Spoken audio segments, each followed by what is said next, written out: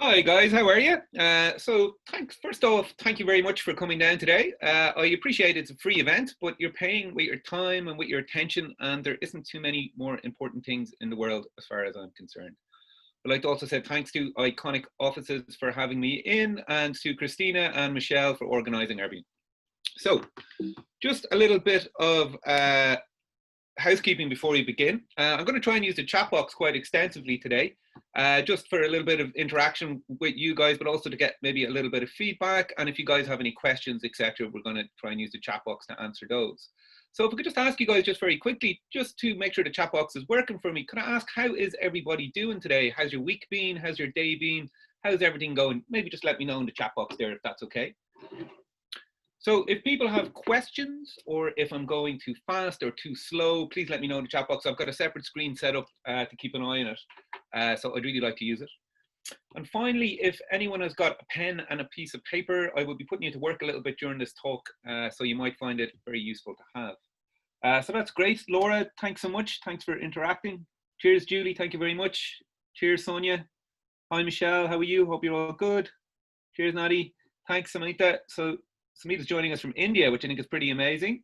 And relaxing day so far. See, well, hopefully we won't make it too stressful for you from here on in. Okay. So I suppose just to introduce myself, so my name is Jayson Moran, and I am a coaching psychologist. So I help professionals and entrepreneurs increase their impact and increase their effectiveness. And I do this by kind of looking at three main questions, or looking at three main areas. So firstly, I help people to better understand themselves. We're looking at the kind of question of who you are, kind of where you're at in your life right now. So we might look at maybe things like your personality. We might look at how you're doing in various aspects of your life and how that's balanced. Or maybe we might look at your career, and we might look at your performance in various aspects of your job, or maybe various aspects of your business. The second area that I tend to help people in is in terms of helping them to better understand what it is that they want. So we're looking at, what are your goals? What are your aims? What is it that you're trying to achieve? So I suppose we might look at how those goals are structured. Are you clear? Have you got a clear plan in place? And I suppose, is this plan in line with what's really important to you? Is it in line with the person that you are? The third area that I tend to help people with is to understand what's getting in the way to them achieving those goals. So those barriers can be both psychological and practical in nature. So more practical goal or barriers can be things like getting organized, decision making or problem solving, or a more psychological barriers can be things like stress, procrastination, confidence, or motivation. So today I am going to talk a little bit about finding meaning and purpose. So I'm going to talk a little bit about, first off, what are meaning and purpose and why are they so important? And then I'm going to talk about some strategies that we can use in order to get more meaning and purpose into our lives. So I'm going to jump right into it. So in terms of what meaning and purpose is, a definition I really like is by a psychologist by the name of Michael Steger. So Steger kind of, when he talks about meaning, he kind of says it's got kind of two main elements or two main components. So the first of these is comprehension, and then we've got purpose. So comprehension is about that in order to have meaning in our lives, we have to understand ourselves and understand our place in the world. And then based on that understanding of ourselves and the place in the world, we can then figure out a purpose. Or I suppose another way of thinking about a purpose is kind of goals. So just to talk a little bit about purpose first. So I suppose the psychological textbook definition is that purpose is the motivational component of meaning. So it refers to an individual's long-term or overarching goals to which they're highly committed and actively engaged. So our purpose has kind of got two main elements. It's kind of got that, I suppose, that overall mission or plan or goal, and it's also, there's a motivational element to it. So just to talk a little bit more about purpose and goals, maybe the difference in them a little bit. First off, our purpose is kind of broader than our goals. In fact, it helps inform them and helps define them. So for example, I suppose my little spiel there about my business, the purpose of my business is to help people better understand themselves, their aims, and the barriers, the things that are getting in the way. And so from that kind of broad purpose, then I will kind of create, I suppose, more specific goals. So for example, this talk is, aimed to help people better understand themselves. I'll create workshops, or I'll create coaching programs. So I suppose our broader purpose informs our goals. A second very important point about goals and purpose is that not all goals stem from our purpose. And so often our goals can stem from what's called extrinsic motivation, which is also known as, I suppose, external motivation, or motivation that comes from outside us. So this is often very much associated with reward and punishment. We tend to do things to gain reward or avoid punishment. So for example, if you want to think of a student, let's call him Timmy, and Timmy is studying in school. And the reason he's studying hard is that he wants to gain the praise of his teachers, or gain the praise of his parents, or maybe he's studying hard in order to avoid detention or avoid doing badly in school. So these are kind of external sources of motivation. The opposite of this, in a lot of ways, is what's called intrinsic motivation. And intrinsic motivation is motivation that comes from inside us. And intrinsic motivation is important because really for a goal to be meaningful, it should represent the self. And this is why understanding ourselves, I suppose, is so important. So I suppose intrinsic motivation, it's kind of like that natural inclination we have towards curiosity and exploration, towards mastery or getting better with things, and like spontaneous interests. So kids have this in spades. If you ever see how a kid interacts with the world, naturally so curious. They are always trying to get better at things, they're always trying to master things, and they're always spontaneously interested. They're interested in things just for the sake of being interested in them. So intrinsic motivation is there to kind of serve kind of three key needs that we have. It's the need of autonomy, the need of competence, and the need of relatedness. So for example, if we want to go back to our example of Timmy is studying, and maybe Timmy is studying because rather than it being for praise or external motivation, maybe Timmy is studying because he wants to become a doctor. And so maybe he wants to become a doctor because, you know, being a doctor is a good job and it would allow him financial independence from his parents. So it helps him become more autonomous, or it serves that kind of need of autonomy. Or maybe he's studying hard because he wants to become a doctor because he wants to become a great doctor, because he wants to be competent, he wants to get good at something. Or maybe Timmy is studying to be a doctor because what he really wants to do is help people. So what's important to Timmy is relatedness and connection.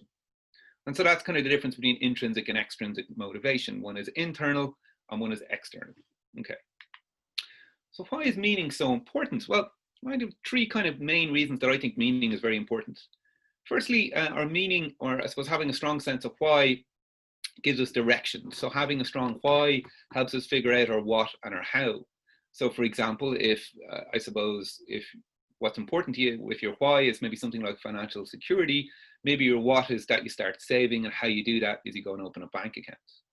Or maybe your why is that you want to be healthier, and so what you decide to do is you want to start eating healthier or start working out. And so how you go about doing that is maybe you go work with a nutritionist, or maybe you go and join a gym. Maybe your why is growth. Maybe you want to get better at stuff. So maybe your what is you decide that you're going to start learning some things, and how you go about doing that is you sign up for a college course. So meaning is very important. Defining our why will help define our what and our how. Another reason that meaning is very important is it's very important in terms of our motivation. So for example, people who've got a strong sense of meaning in their jobs tend to enjoy their work more, and so they tend to work harder. Meaning is also very important in terms of, or having a strong sense of meaning is very important in terms of overcoming barriers. So for example, you know, I suppose if you want to achieve anything like amazing or difficult, chances are you're going to have to put up with things like, you know, tiredness, maybe fear, maybe even boredom if what you're doing is going to take a long time. So having a strong sense of meaning, having a strong why is very important in terms of overcoming, I suppose, barriers and persevering. The third reason that I think meaning is very important is that it is very much linked to our happiness. So people who tend to have a strong sense of meaning in their lives tend to report being happier. They tend to experience much more positive emotion. They tend to report being much more satisfied with their lives.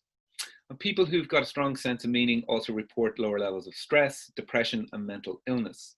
So people with a strong sense of meaning tend to, I suppose, be happier and suffer less from, I suppose, negative emotion.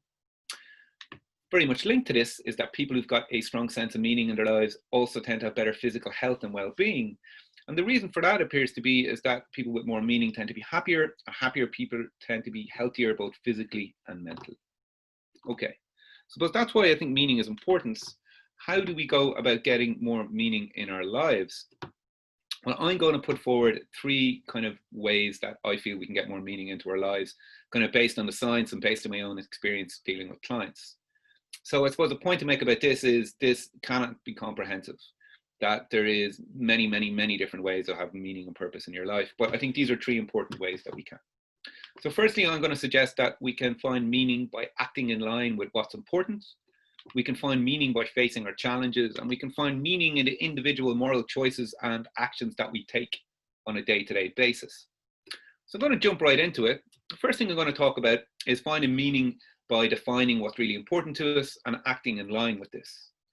So I'm going to ask you guys a question. I'd like you to put your answers into the chat box if that's okay. At the very least, I want you to write down the answers to this question because we're going to come back to it a little bit later. So if I could ask you guys, what are the 3 most important things for you in the world right now? We just write them down. It'd be great if you could put them into the chat box as well. I'd be very interested what people are finding important at the minute. So I suppose I'll use an example from my own life just to kind of show you what I mean. So for me, the 3 most important things for me in the world right now are my business. I've just kind of started this recently, so it's very important to me. My sense of creativity. If I'm not doing something creative in my day-to-day, I tend to get very bored and listless if I'm not building something. And finally, my family and partner, which I suppose I class as one thing. And they're, I suppose, important to me for obvious reasons. Okay, so let's just see what people are saying here. Family and stability, very good, Nina. Family seems to be one that will come up a lot on this. The happiness of my parents, my PhD thesis, and success, very good, Samita. So you can see how they're very much related to those intrinsic motivators of, I suppose, connectedness and relatedness, of competence, of getting better with things, you know, and maybe also with autonomy, because I mean, doing a PhD thesis and success, what that allows you is freedom to make your own decisions and autonomy. Laura, health, security, and a feeling of belonging. I think health is a very important one because I think if we don't have that, and when that kind of goes, we can kind of see how really important it is because nothing else really starts to matter, I suppose. Health, happiness, and freedom. Very good, Donald. Family, buying a house, and health. So again, that's pretty much related to the connectedness and relatedness. Buying a house has got to do with autonomy. I mean, it's yours, and your health is obviously health, motivation, and people around me, relationships, self-development and learning, helping people, and love. See, this connection, this intrinsic need to connect with people is obviously very important. Creativity, connections in nature, my family, health, my son and my husband by Hugh, family, financial security, and health, getting to know who I really am. Very good. So that's kind of, I suppose that's almost very much linked to competence as well. G. Hattie. And Paul Burke, family, health, and peace. I like those 3, Paul. And I suppose you can see how they're very much related to those kind of 3 factors of intrinsic motivation, you know, or need to be autonomous, or need to be connected, and or need to be competent, or need to be good at things. Okay. So another way of thinking about what's really important to us in our life is what's called values. And I think some of the examples you guys kind of put up for me there are very much linked to values. And so what's a value? A value is like a belief or a rule or an attitude about what's really important. And they're also kind of a moral compass. They help us decide, you know, what's right and what's wrong, you know? So we tend to have values in kind of 4 key areas. We tend to have values around, or we tend to think about what's important in terms of what we want for ourselves. So maybe these are things like wealth or health or security. And so I suppose I'm using examples here, but these only kind of touch on things that we might want for ourselves. I'm going to talk about some more kind of different areas we have values in as well. But I suppose the point is I suppose it's almost limitless, or we can at least have tens or hundreds of different values. A second area we tend to have strong values in is about what it is that we want to become. So maybe growth is important to you, maybe ambition is important to you, or maybe wisdom is important to you. A third area we tend to have very strong values around is what it is that we want from others. So maybe connection is very important to us, maybe respect is more important, or maybe privacy is very important to us. And finally, we tend to have very strong values about what it is that we want from society. So maybe it's tolerance, maybe it's freedom, maybe it's equality. And I think, I suppose, a lot of the major world events in the last couple of years, whether it's the marriage equality thing, which, you know, would show that kind of a lot of people want tolerance in society, or I suppose the protests in Hong Kong, which show kind of freedom is very, very important to people, or the protests in America around George Floyd show that equality is very important to people. I suppose an interesting point about values is there's often a hierarchy to them, that I suppose when push comes to shove, often one thing can be more important to another, and this often kind of drives our behavior and what we do. So for example, you know, your wealth and your health might be both important to you, but I suppose, you know, if you work maybe 80 hours a week, in order to make a lot of money, that might kind of show to you that at the moment anyway, that maybe your wealth is more important to you than your health. And this is the interesting thing about values, is often they're very unconscious to us. And it's only when they start to come into conflict and things like this that we become much more aware of them. And often a way that we can kind of notice when they come into conflict is we tend to feel emotions, often negative emotion. So values are very much linked to emotions. We tend to feel positive emotions when the world and ourselves live in line with our values, and we tend to feel negative emotions when the world and ourselves don't live in line with our values. So for example, if wealth is very important to you and you happen to come across or make a lot of money, then you're probably going to feel very satisfied, content, happy. You're going to feel positive emotion. Whereas if wealth is important to you and you end up losing a load of money for some reason, maybe the stock market plunge that's happened recently because of COVID, then you're liable to feel maybe sad or angry because, you know, if wealth is important to you and you lose it, then you're going to feel those negative emotions. So the fact that emotions are very much linked to our values, it can really help us in terms of putting our finger on what's really, really important to us. So one thing I'll often do with clients in terms of figuring out what's really important or what their values are, is we'll have a look at kind of peak emotional moments. So we might have a look at, you know, when someone was most satisfied or when they were most proud or when they were most content.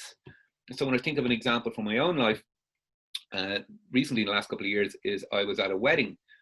And I suppose at the wedding, I was connected with a lot of very good people, a lot of very good friends. People were doing very nice things to each other and for each other. And I suppose that would suggest to me that connection is kind of a key value or something that's very important to me. Another emotion that's very important in terms of putting our finger on our values is anger. You know, what really pisses us off, what really makes us angry. So when I think of myself, when I think of a moment in my life when I was very, very angry, I was working a job a few years ago and I felt I was being treated very unfairly. And that made me very, very angry to the point that I left the job. And that would suggest that, I suppose, fairness is a very important value. Another way of putting our finger on what our values are is you have to think in your life, you know, what are your must-haves? What are the things you have to have in your day-to-day? And so if I'm not building something or if I'm not doing something creative, I tend to get very bored and listless in my work. And so that would suggest to me that creativity is very important to me. A book I really like in this topic, and I'll have to excuse the language here for a few minutes, is by a gentleman called Mark Manson, called The Subtle Art of Not Giving a Feck, let's call it. So Manson in the book, I suppose the main message is it's very important to define your values and to live in line with them, kind of what I'm saying earlier. And I suppose there's lots of books that say that, but I think Manson makes some very, very good points around values and why they're so important. And one of the points he makes I really like is that we all have a limited amount of cognitive and emotional resources. So it's really important to pay attention to who you spend those cognitive resources on and where you spend them. So for example, you know, if you're spending a lot of time surfing the internet and or watching random videos on YouTube, or if you're spending a lot of time on social media, or if you're spending a lot of your cognitive energy and your emotional resources on maybe comparing yourself to other people on social media, is that the best use of your time? You know, if you're worried about multiple maybe unimportant things, or maybe you're worried about what other people think or what other people are saying, this is, I suppose, in Manson's view, not a good use of your cognitive and emotional resources. Because if you're spending your, I suppose, thinking energy and your emotional energy on these things, you're not spending them on the important things. So we've got a quote in the book that I really, really like. Again, you'll have to excuse the language here, but he says, the key to a good life is not giving a feck about more, but it's about giving a feck about less, and giving a feck about only what is true and immediate and important. So Manson really put forward the point that it's very important to care about less things and to focus on the really important things so we can put as much energy into those as possible. But based on that, I suppose I'd ask you guys, you know,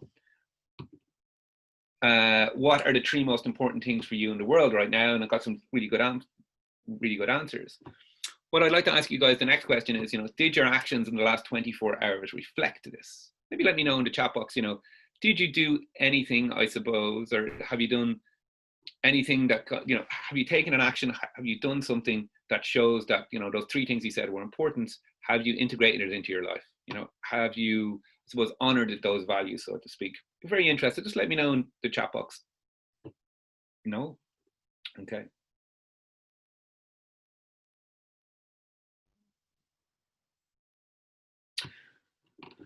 Okay, I'll get to that in a second. Samantha, you'd asked, is The Subtle Art of Not Giving a Feck a counterintuitive and kind of rebellious book? It's a very counterintuitive book. I suppose the title of the book is all about it's not about not caring, I suppose. It's all about caring about the important things. So it's I highly recommend this. Very entertaining book. Check out the Audible. But he makes some very, very, very, very good points. Really like that book. Okay, partially. Sonia, 2 out of 3 in the last 24 hours. Okay. Fair enough if you don't want to get too involved in the chat box and that, and admitting to what you've honored. But what I will ask you, and you don't have to put this in the chat box, I'm going to write this down, is what one thing could you do in the next 24 hours to act in line with what's important? What one action could you take? So I talked about my 3 important things being my creativity, my business, and my family and partner. And when I asked myself, did my actions in the last 24 hours reflect this? Well, I have to say I've done something creative in terms of putting this talk together. I've been working on my business, obviously, because this is part of it. But I suppose maybe because I've been busy with those 2 things, maybe I haven't given enough attention to my family and my partner. And maybe there's something that I should do in the next 24 hours to do this. So I'm going to put away some time this evening to spend some time with my wonderful partner, who's on the call here as well.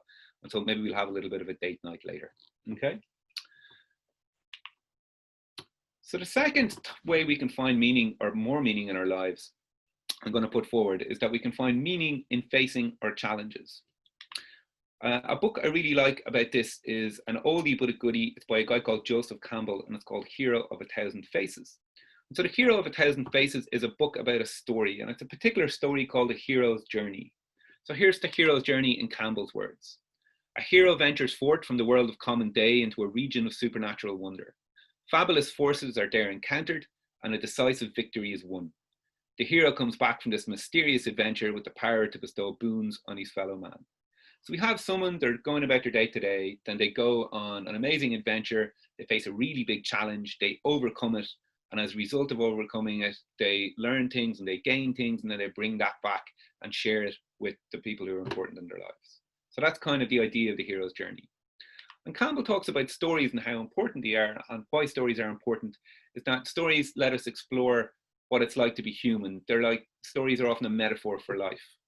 And the hero in the hero's journey and in these stories generally is someone who gives their life over to a challenge, and often a challenge that's bigger than themselves.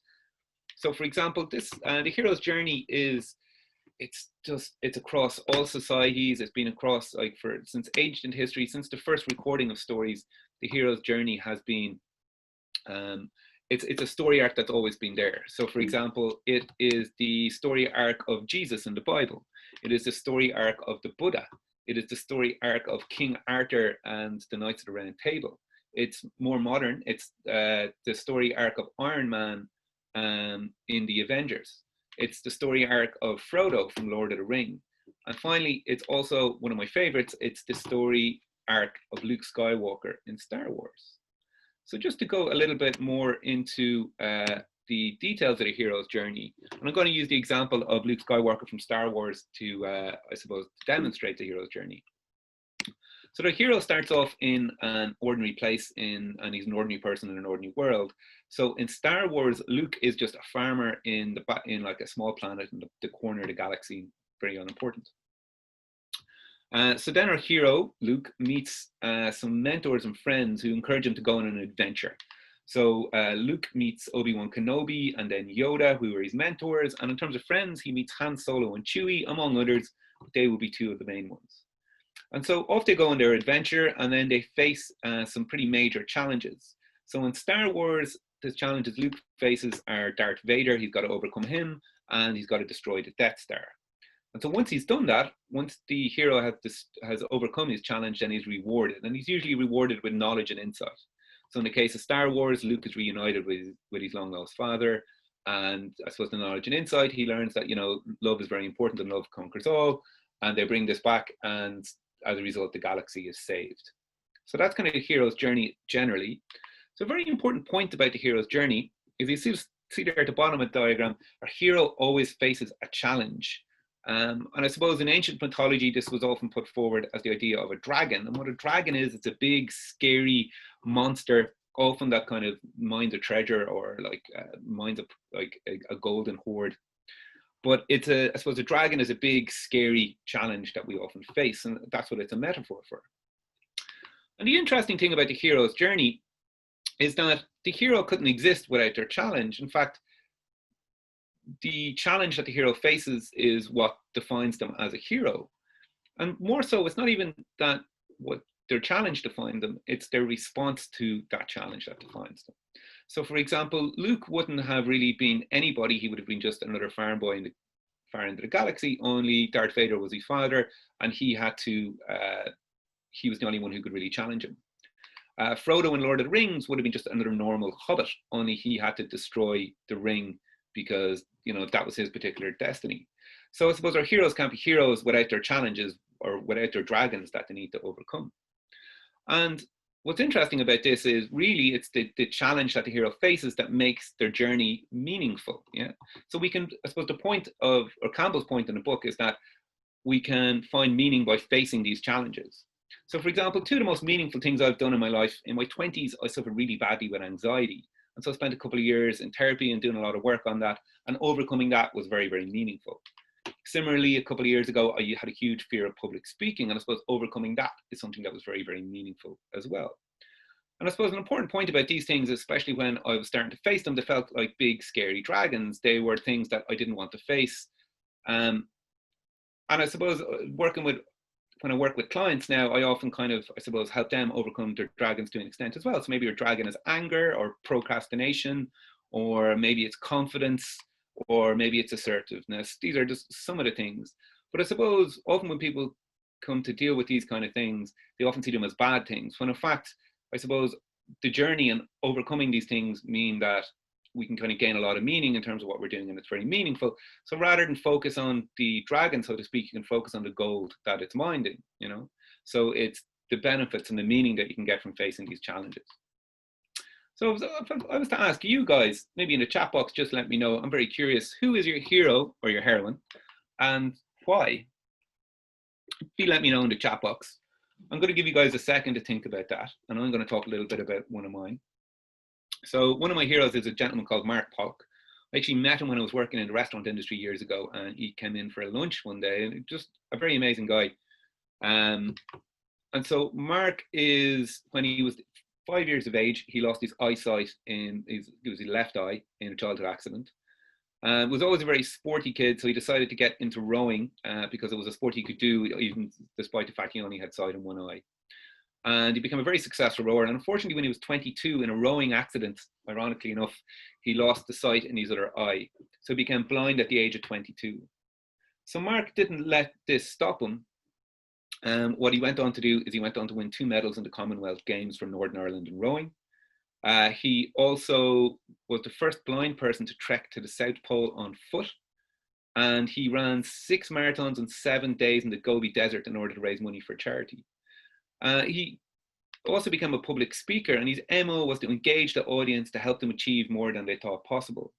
So I suppose what Mark wanted to show is, even though you have a disability or even though you have a challenge or something holding you back, it doesn't mean you can't achieve amazing things. So unfortunately, when Mark, in 2010, when Mark was 34, he was speaking at an event in London, and he stayed in a friend's house, and he got up in the middle of the night to use the bathroom. It was a very warm evening. His friend ended up leaving a bay window open, and the apartment was on the 3rd or 4th floor. So Mark ended up falling out the window in the middle of the night and becoming paralyzed from the waist down. So again, obviously after a period of recuperation, he didn't let that hold him back. He set up what's called the Mark Pollock Trust. So the Mark Pollock Trust is a charity. They run some very famous events. I don't know if you've heard of Run in the Dark.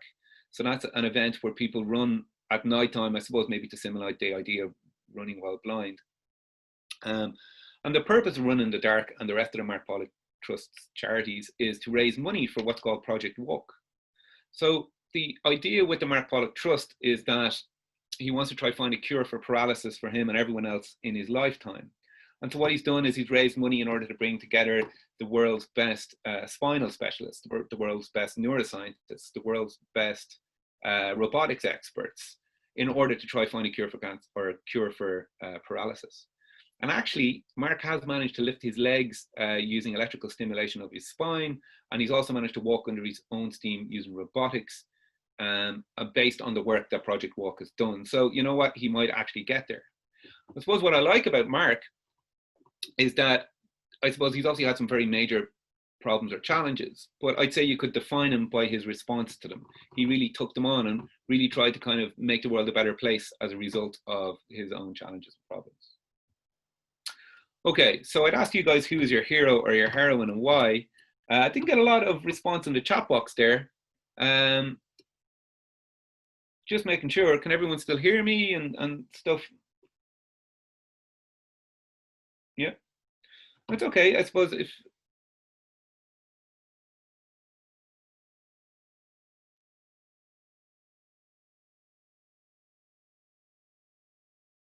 okay, cool, no worries.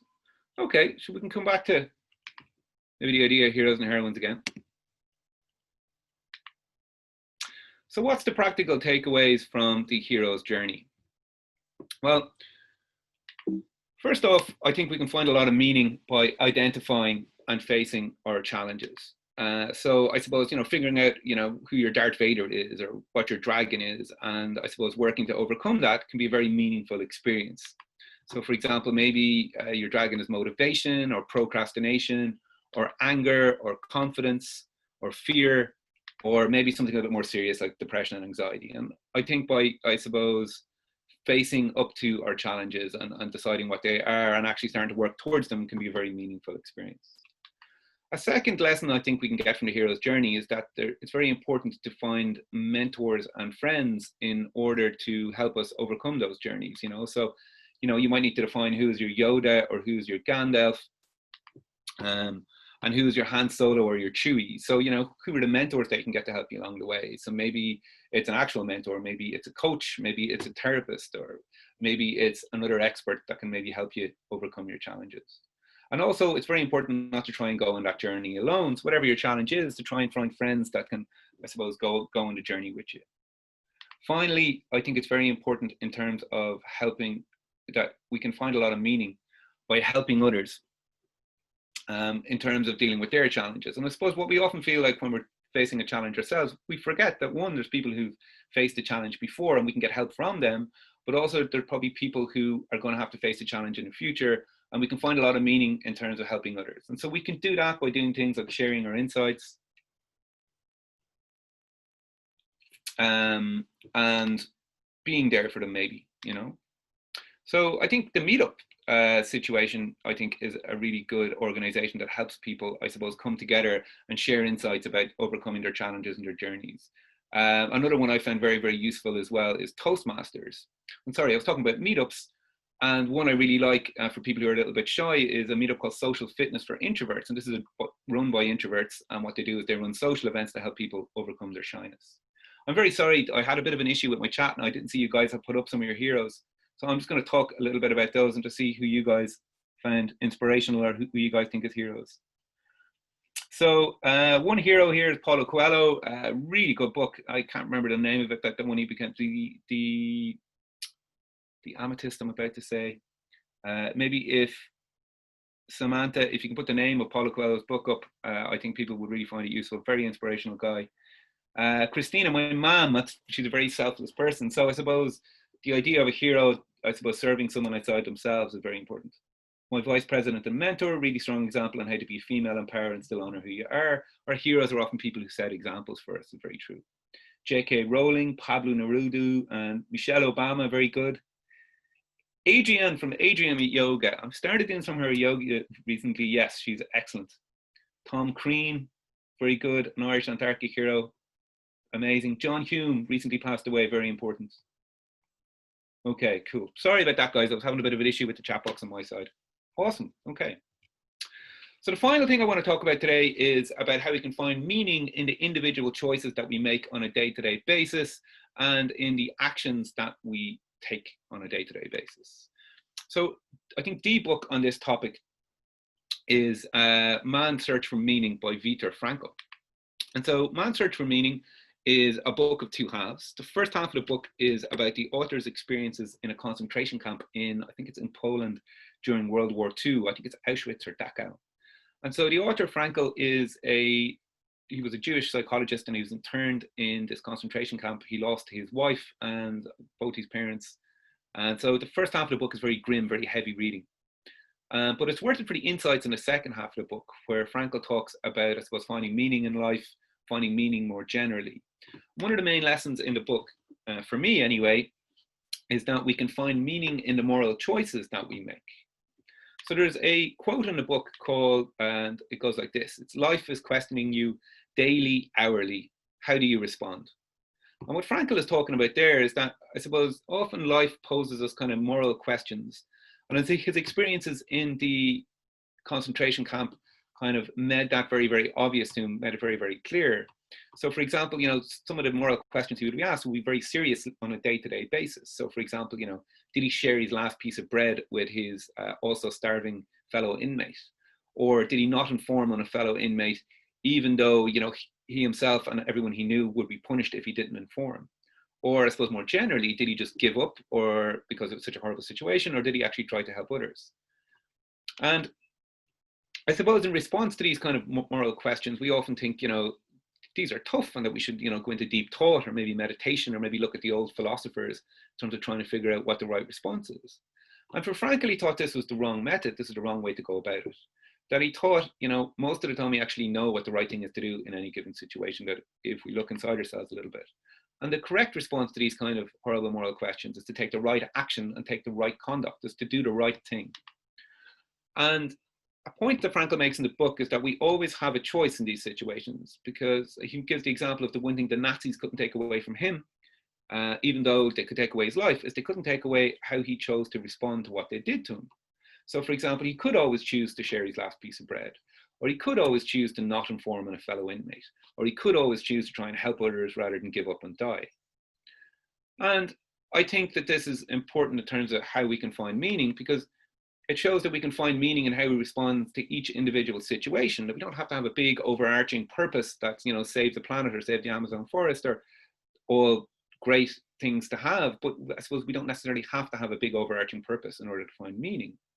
I think the COVID situation is a very good example of this and how we can find meaning in those individual moral choices that we make. I'd seen a lot of people chose to socially distance. A lot of people choose to wear a mask out now or on public transport or going into shops because they don't want to infect other people. A lot of people chose to spend 10, 15 minutes even with a socially isolated neighbor or to go shopping for other people. And doing the right thing, making the right moral choices in these, individual instances can be very, very, very meaningful, And I think if there was one positive out of the whole COVID situation is it did present a lot of situations where people did take the right, meaningful choices. Okay, so just to finish up, I'm going to talk about, not only can we choose to make the right decision or do the right thing in terms of our individual choices, we can do that in a bit of a broader sense as well, in that we can choose who we are.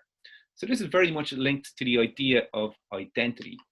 So I suppose who we are, or what identity is really, it's, our understanding of who we are, or it's the narrative and story we tell ourselves, about who we are. And so we've got lots of different types of identities, but kind of two important ones are, one, we've got a personal identity. And a personal identity is our understanding of ourselves in terms of our attributes or our skills or traits, so to speak.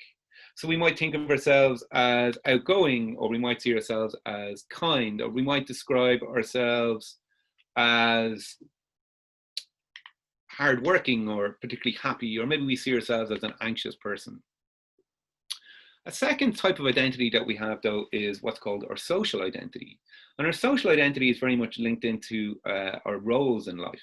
So, for example, I've got multiple roles in my life. So I am a son, I'm a psychologist, I'm a brother, I'm a partner, I'm a coach, I'm a speaker. And in the past, I've played roles like I've been the best man. And what's interesting about this is we can play those roles well, or we can play them badly. So we can be a good son, or we can be a bad son. We can be a good psychologist or a bad brother, or a good partner or a bad coach. Or we can be a good speaker, or in the case of being a best man, we can be a good best man or a bad best man. So what has all this got to do with meaning? Well, first off, when we consider where identity comes from, so it turns out our identity, it's something that we actually learn, and how we learn our identity is through our experience of ourselves. We learn who we are, I suppose, by looking at what it is that we do. So we look at our own behaviors, our own habits, the things that we've achieved, and from that we decide, I suppose, who we are to an extent. So for example, I used to work as a bartender back in the day, and as a result, I identified as a bartender because I would do bartender things in my job.